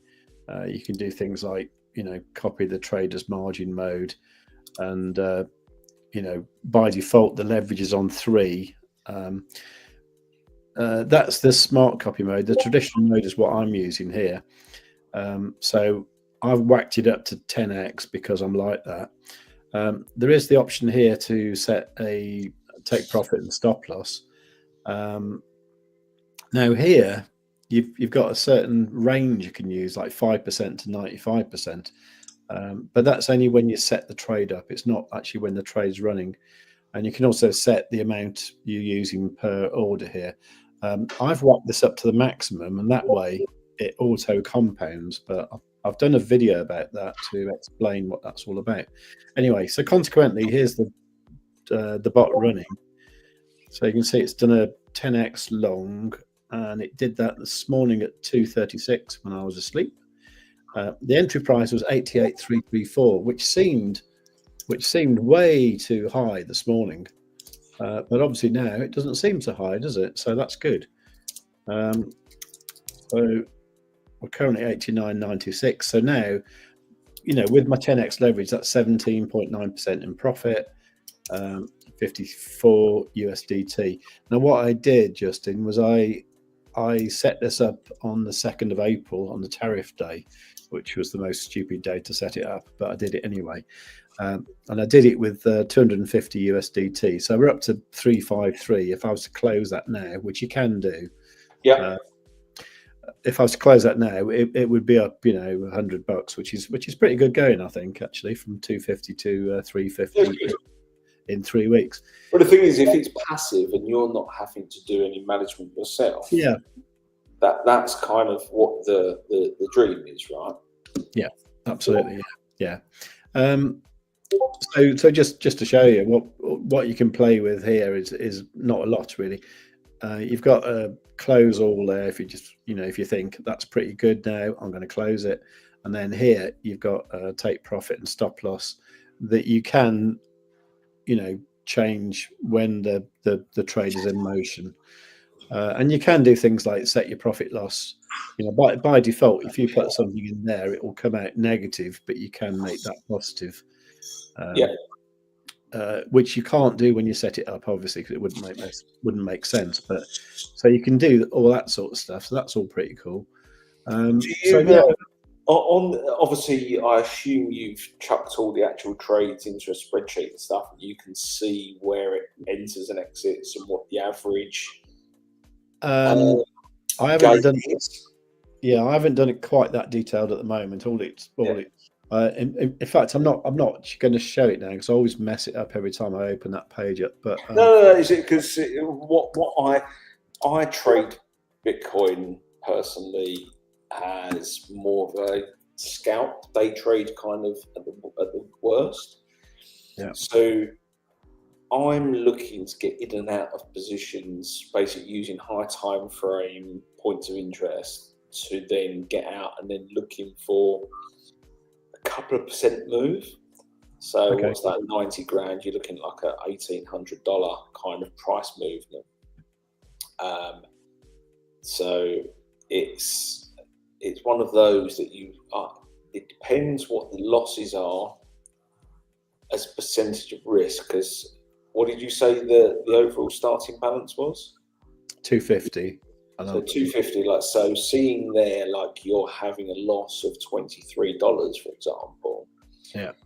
Then that's almost like, what's that, 9% of the portfolio. Yeah. Effectively as a drawdown. Yeah.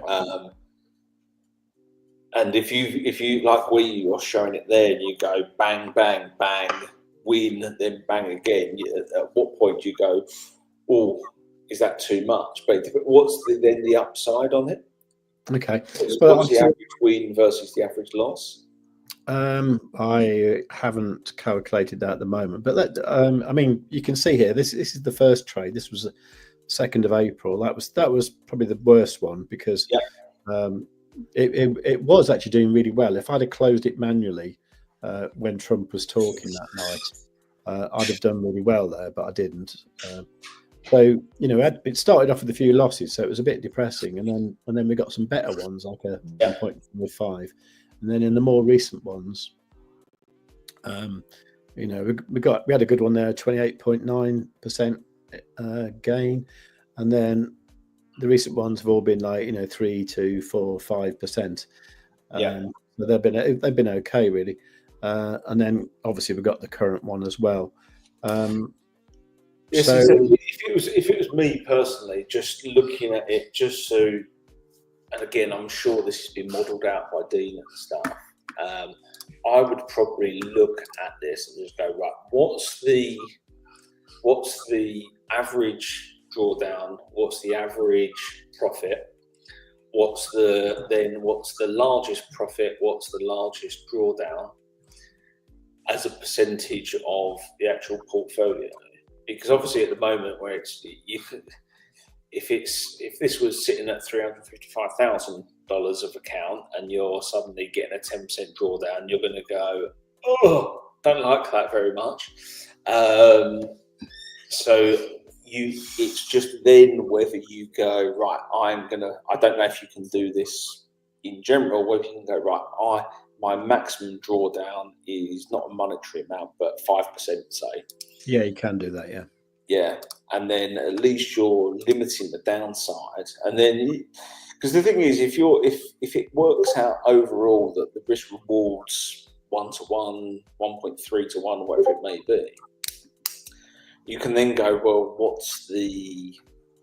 what win rate do I need? And then you can put like that equity curve simulator on there and go, right, yes, that's I'm going to get out at this point. So if you're looking at it now, I don't know when Stonksy will go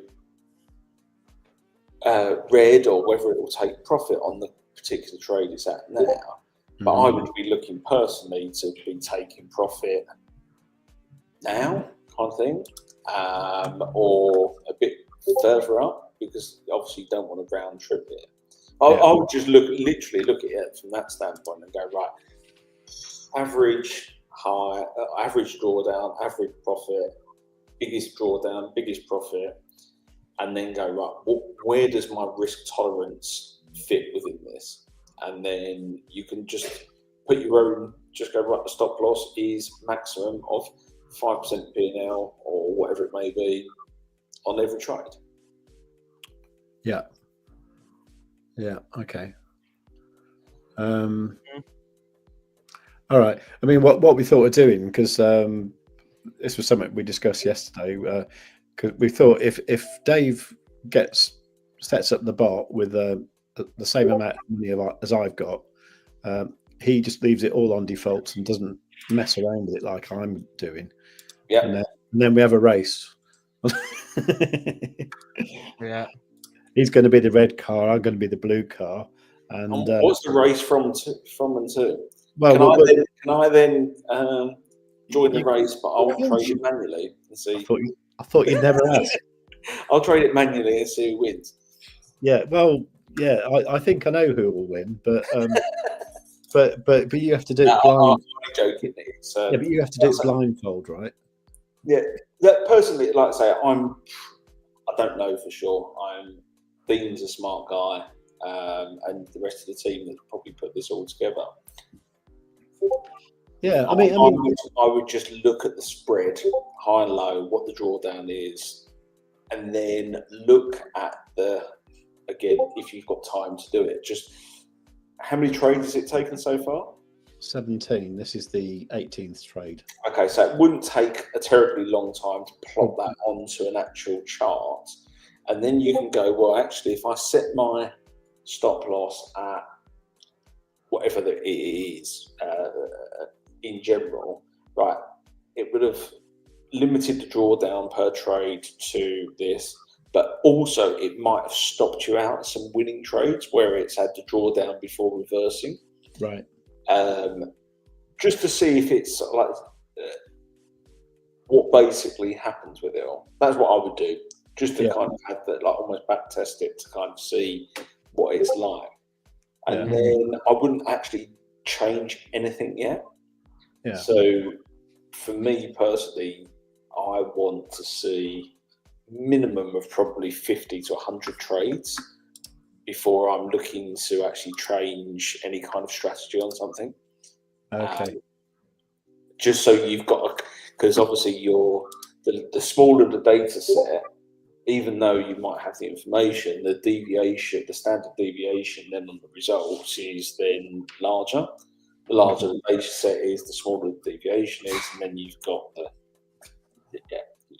parameters. So that's what I would do. Just whilst it's in its infancy, and for the sake of probably spending half an hour of just plotting the trades out, and then bar replay, like just put them all on the chart from when they started, seeing what the drawdowns were, and then go, okay, just keep monitoring it, and then maybe even after 20 trades, and go, okay, right, I'm gonna, for the next 20 trades, I'm gonna put the maximum drawdown at 5% rather than 10%, and just see what impact it has, and then let it run for another 20 trades, and then compare the results.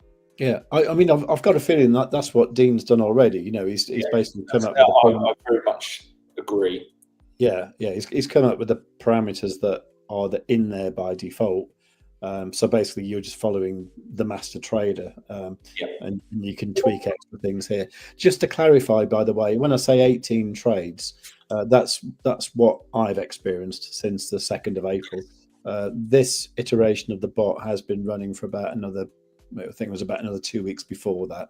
So just to clarify that. But yeah, I believe that's the way Dean's been doing it. It's been, running it all through the strategy tester and working out what's best, and I believe it is getting tweaked from time to time, and I mean it's not there to replace a manual trader, that's for sure. It's there for people who can't be asked really, or people who it's in the nicest sense. There's a lot of people that haven't yet got the ability to trade. This actually protects them from themselves. What if some people maybe never even want to learn? My personal view on this, even if you don't want to learn and you just want to run this in the background, learn about risk management a little bit, just so you know what the hell's going on, because that's where you can become very exposed, because there's no such thing as quick, easy money. That's you've got to put a tiny bit of effort in.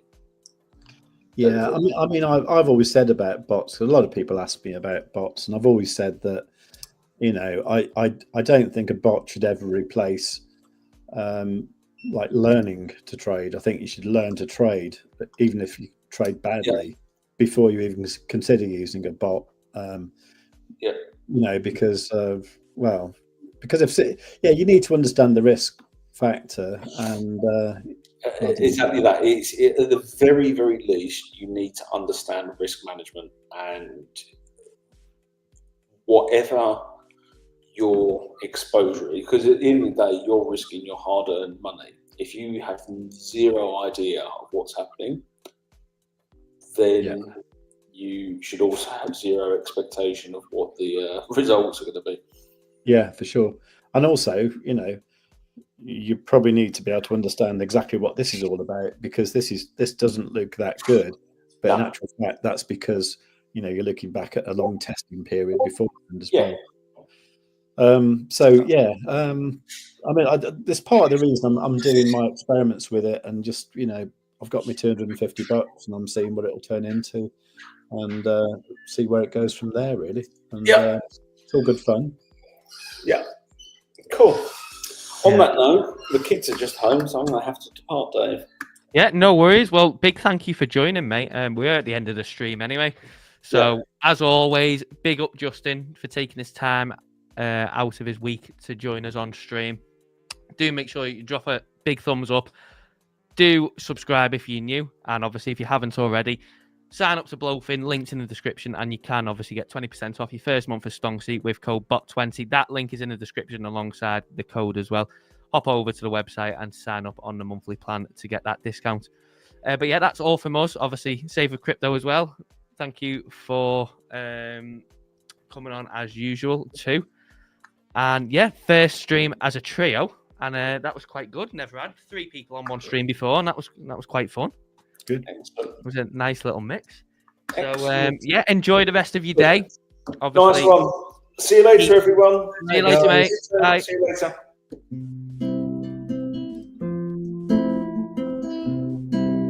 Are you giving us a little musical interlude? No, I was just doing a little sort of, a bit at the end, really. Yeah, I love that. Well, you can play us out. Do make sure, you smash a like on the stream. And as always, we'll be back tomorrow, me and Save with Crypto, for another stream. We'll see what the price of Bitcoin has been doing in that time.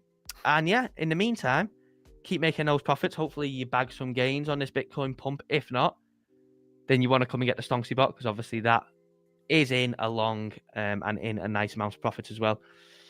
And we'll obviously be looking at the Stonksy bot in depth every single day, looking to see if it's in an open trade, and we'll come back and see how it managed this trade that it's open at the moment, or how Save Crypto managed it, if he manually closed or whatever, tomorrow.